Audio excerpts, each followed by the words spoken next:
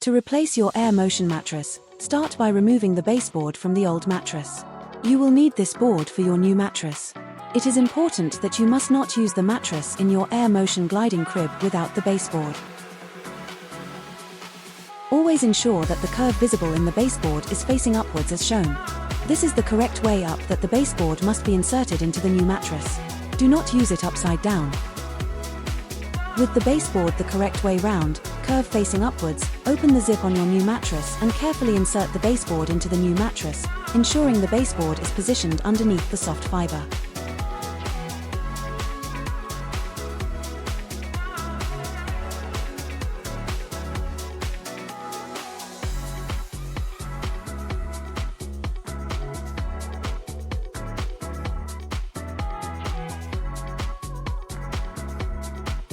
Do up the zip and make sure the zip toggle is pushed underneath the elastic pocket as shown.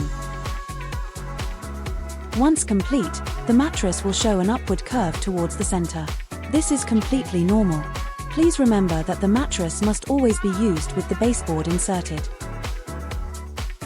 With the hard baseboard at the bottom and soft fiber at the top, place the mattress back into your Air Motion gliding crib.